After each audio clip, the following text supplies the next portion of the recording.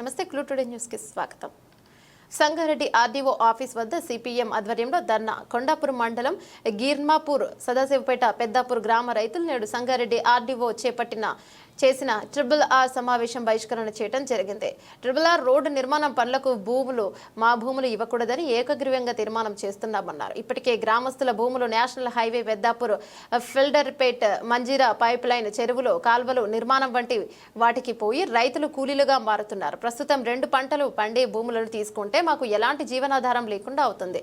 ఊరికి ఉత్తరాన మంజీరా డ్యాం, ఫిల్డరేట్లు, దక్షిణాన మల్కాపూర్ పెద్ద ఇరిగేషన్ చెరువులు ఉన్నాయి. వీటన్నింటినీ మధ్య నుండి రింగ్ రోడ్డు వేయడంపై రైతుల నోట్లో మట్టి కొట్టడమే అవుతుంది. ప్రస్తుతం ఉన్న RRR అలైన్మెంట్ మార్చాలని కోరుతున్నాం. ఇప్పటికే సంగారెడ్డి పక్కనున్న నాందేడు అంకోలా రోడ్డు శివంపేట నుండి కంది IIT వరకు నేషనల్ హైవే రోడ్డు ఉంది. దీనిని శంకరపల్లి జత చేయడం వలన చింతలపల్లి, తాళపల్లి, కల్బాకూర్ మరియు కులభూర్, ఇరిపల్లి, గిర్మాపూర్, పెద్దాపూర్ భూసేకరణ మిగిలిపోతుంది. ప్రభుత్వానికి బడ్జెట్ కూడా మిగులుతుంది. మా రైతుల అభిప్రాయాలను మీరు పరిగణలోకి తీసుకుని రైతులకు న్యాయం చేయాలని కోరారు.